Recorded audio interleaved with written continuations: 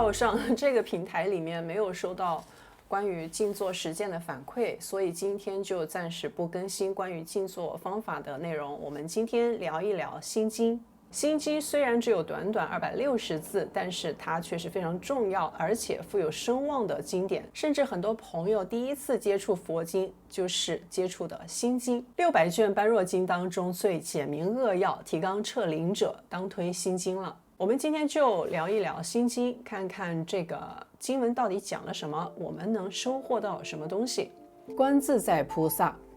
行深般若波罗蜜多时，照见五蕴皆空，度一切苦厄。舍利子，色不异空，空不异色，色即是空，空即是色，受想行识亦复如是。舍利子，是诸法空相，不生不灭，不垢不净，不增不减，是故空中无色，无受想行识，无眼耳鼻舌身意，无色声香味触法，无眼界，乃至无意识界，无明，亦无无明尽，乃至无老死，亦无老死尽，无苦集灭道，无智亦无得，以无所得故，菩提萨埵，依般若波罗蜜多故，心无挂碍，无挂碍故，无有恐怖，远离颠倒梦想，究竟涅槃。三世诸佛依般若波罗蜜多故，得阿耨多罗三藐三菩提。故知般若波罗蜜多是大神咒，是大明咒，是无上咒，是无等等咒，能除一切苦，真实不虚。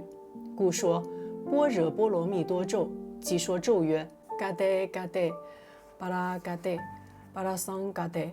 波提梭哈。般若波罗蜜多心经前面5个字是根据梵文的音译直接过来的。玄奘法师在翻译的时候，将般若并没有翻译成智慧的意思，而是说梵文里面这个读音是什么样子，然后我们在中文里面就直接这么拿过来用了。这里是很妙的一点啊。如果说翻译成智慧的话，那就是 A 等于 B 这种等式，然后可能读者呢智慧是听得多了，我们在理解的过程当中可能就会产生各种各样的歧义，等于 C 是吧？但是它在这里不翻译，也就是说当我们看明白了这本经文的时候，就会明白这个般若是什么意思。般若智慧，波罗蜜有渡到彼岸的意思，就是说这个修行的方法讲的就是修行方法。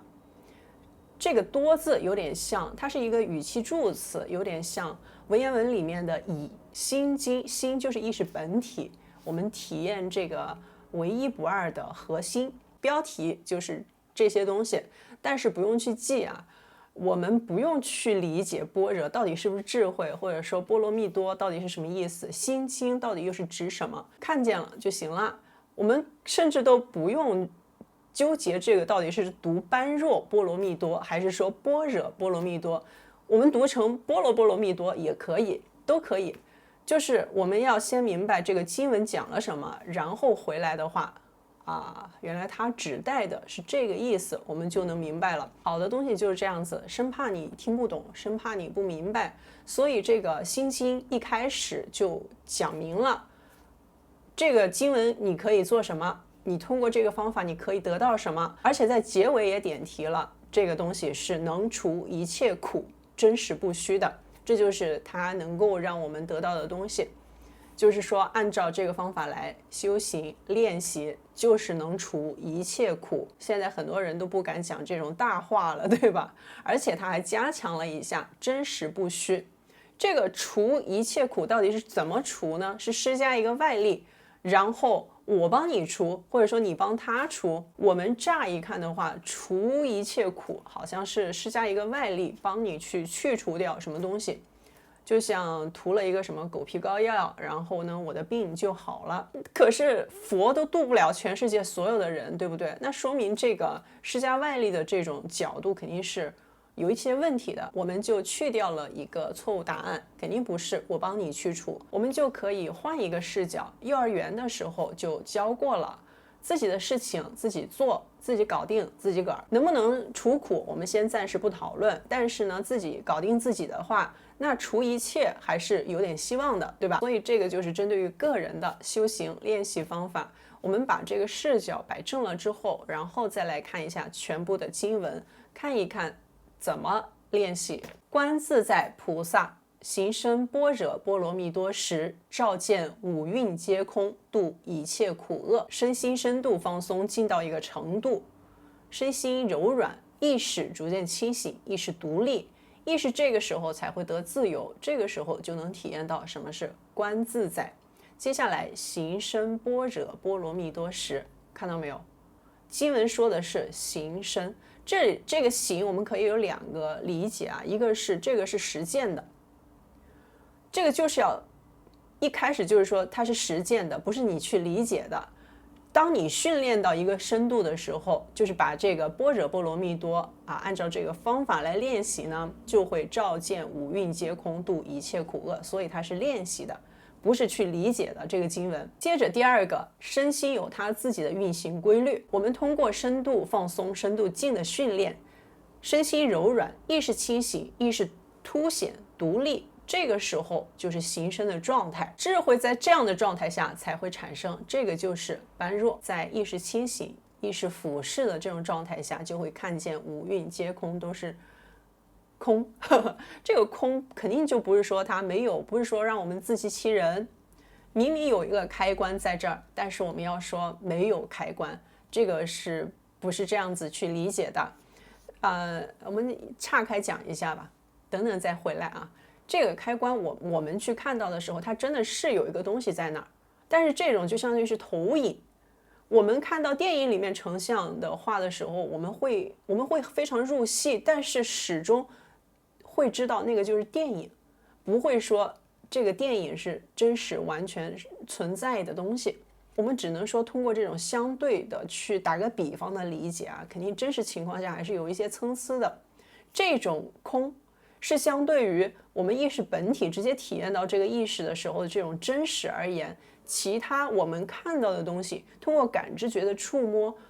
感受到的这些东西，不管是物质也好，或者是我们的情绪感知到的这些内容，都会看起来是不真实的。但是呢，不是说让我们自欺欺人，告诉自己明明生气了，但是呢我不生气。该气就是气啊，只不过是因为我们的身心习惯没有训练，身心状态没有得到培养，所以呢才会认为我生气了是我很生气，或者说我学到了一些佛学相关的东西呢，来骗我自己说我不要生气，或者说有气就撒这种话，这些都是一些自己的理解。这个空它的意思指的是当我们训练身心训练之后，意识凸显清醒了，看到我们所有的这些心理过程、情绪啊产生的这些观念啊也好，都是流过的，没有痕迹的。而这种流过就好比是路人，我们不会说抓着路上的行人过来和我们回家，或者说把这些东西当真，它就是流过的东西，这个视为空。而五蕴色受想行识，我们的各种心理过程、情绪，它的发生是因为各种触发或者说神经反应，是各种记忆而产生的这种小火花，这些东西都是变化的、流过的，这个就是空。当你依照这个方法进行训练，身心达到了这个状态的时候，就能度一切苦厄。所有的痛苦都来源于这些心理过程的纠缠，那我们通过这个训练就能从源头上根治这个问题，解决掉所有的心理上的痛苦。接下来舍利子，色不异空，空不异色，色即是空，空即是色，受想行识亦复如是。舍利子不是说我把这个尸体啊烧出来之后出来的那些疙瘩，舍利子指的就是意识本体，这个唯一不二、真实存在的自己本身。色不异空，空不异色，我们通过自己的感知觉触摸到的这些信息啊，都是不会停留的、流过的，而不会停留的、流过的这些东西呢，就是空，它是不真实的。接着色即是空，空即是色，受想行识亦复如是。那这种不会停留的一切流过的不留痕迹的东西呢，就是我们说了它是空，我们刚刚解释了这个空，只要不去纠缠，它就不会和我们产生影响，它就会自然的流过去，这是它自己运行的规律。而这个过程不是说我靠理解，我知道我生气了，然后呢我还要骗自己说明明其实我很生气，但是我不应该生气，或者说我要佯装自己不生气。可能你通过训练之后就会体验到，就是像一团火那样生了一下火，然后很快就熄灭了。我们会看到这种流过，不再和这些东西进行纠缠，它是身心的状态，身心的习惯自然如此啊，不是靠理解。那接着舍利子，这里我们前面呢说的是这些流过空的，接下来就开始描述意识本体的状态。舍利子是诸法空相，不生不灭，不垢不净，不增不减。诸法空相，这些流过的信息只是映照在意识本体上，被知道、被看见、被认知而已。这些信息就好比是电影一样，这些光影不会因为这个光影的变化而对意识本体有什么影响，也不会多一分或者少一分，更加不会说这个光影停播了，然后呢意识就会中断，它只是被知道而已。就是这里有一个点啊，就是说当我们的感知觉，当我们各种体验很丰富的时候，好像就特别能够感受到自己存在感。当一个人完全什么事情都不做的时候，这个时候呢，好像就体验不到自己存在了。其实体验到这种无聊出现的时候，一样也是被我们知道的。我知道了这种无聊，但只不过呢，是因为没有正确的身心训练，没有身心习惯，还是一套间接体验的模式，所以就会觉得自己好寂寞、好空虚、好无聊啊，就会觉得千金难买存在感。接着，是故空中无色，无受想行识，无眼耳鼻舌身意，无色声香味触法，无眼界，乃至无意识界。看到没有？这些东西都不是自己，都是流过的、不留痕迹的、变化的。而自己这个意识本体，我们就是看一切流过，这些信息它只是映照在我们自己身上。那认知、观念、理解、逻辑，甚至道德意识呢，是没有这些限制，没有这些观念篱笆的。如果说被这些东西影响，就好像是陷入了自己给自己编织的这种光影的沉浸在这些光影之中，然后无法自拔。所以就是人们会觉得什么品味是自己，什么观念是自己，我要有一个什么样的三观，这些都其实就是给自己加上一个无形的枷锁，还是自己给自己先铐上去。接着无明亦无明尽，乃至无老死亦无老死尽。当我们通过训练到了第5度的时候，会开始感受到我们的注意力它并不是连续发射的，而是间断的。这个时候我们感受到的东西我们会觉得自己好像也是断裂的、缺失的，这就是我们感知觉所及之处。那接着呢，继续训练，不是说练到5度就完事儿了，然后继续训练呢，就会感觉到光明铺开，这种持续性的光明。这个时候又会觉得好像光明就是自己，但是它依旧只是感知觉所触及到的地方，就是我们触手所及。还要继续训练，还要继续去掉一切多余的东西，知道什么是流过的，去掉一切多余的，去到没得去了，剩下的继续向意识本体的体验靠近，继续不断的直接体验，像剥洋葱一样。接着后面都是在描述中心体验之后的这个过程。无苦集灭道，无智亦无得，以无所得故，什么都没有了，连这个苦也没有了。体验到这个纠缠松绑，体验到念头泯灭的这种舒爽的时候，无智亦无得，中心圆融诚实，入圆诚实的时候，这个时候我们刚刚一开始说心经能够让我们得到什么，其实也就只得无所得了，没有什么是需要得到的。这个状态的时候，我们再来看这句话，它其实是一个不断的向下拆解的角度来告诉人们，依照什么训练能够达到什么状态。当你是这个状态的时候，你就无智亦无得，只得无所得的一个过程。没有什么是可以得到的，因为你时时刻刻的都能体验到中心的持续存在，就是这个清醒唯一不二的自己，以此为圆心，只有这个圆心，不会说因为你有什么感悟，有什么明悟，有什么很了不起的东西而增一分，也不会说因为你失去了所有的东西而减一分，你只有这个踏踏实实的存在，能体验到这个就是中心圆融的状态。以无所得故，菩提萨埵依般若波罗蜜多故，心无挂碍，无挂碍故，无有恐怖，远离颠倒梦想，究竟涅槃。就是中心持续的这个状态呢，自然就没有这些乱七八糟的东西了，就是你就会自然的远离这些什么颠倒梦想，就是会远离这些梦幻泡影，不会再把电影当真了。因为你知道了什么，你体验到了唯一的那个真实。三世诸佛依般若波罗蜜多得阿耨多罗三藐三菩提，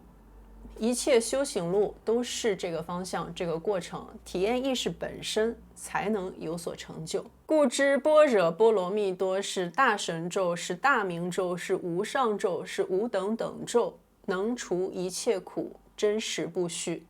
又强调了一遍，看到没有？它就是这样子啊。那通过这个训练，体验到这个过程，体验到身心融化的清爽，体验到洗刷的畅快，体验到纠缠出现又消失的这种清爽，体验到这一切的时候，你才会知道能除一切苦，真实不虚。只有自己去实践，自己去体会，体验到这种真实发生在自己身心上的这种改变，不再向外求，也不是说向内求，一切都是外，不是说心理过程就是内了。我们看到的东西，我们能看到心理过程，是心理过程，情绪这些东西也是外，不是说情绪是我们的内在，不是内在，内在圆心只有一个东西，以这个圆心向外看。即说咒曰，这个咒语啊，经文不是说我们要去写多少遍，抄多少遍，朗诵多少遍，然后就能有作用的。不要把一些因为你抄了经文，然后发生了什么事情这种画上等号，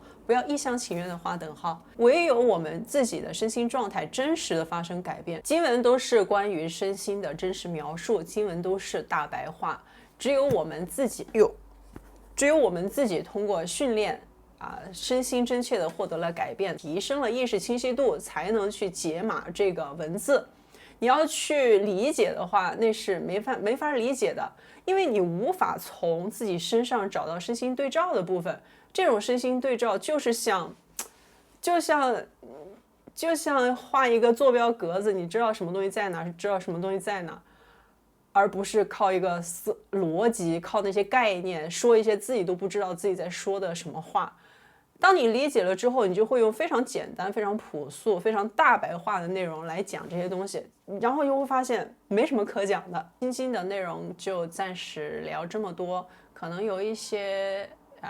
遗漏的地方，但是我觉得没有关系，就是还是要自己去体验这个过程，自己去实践，然后自己去解码，你才会知道经文的妙处。感谢订阅，再见。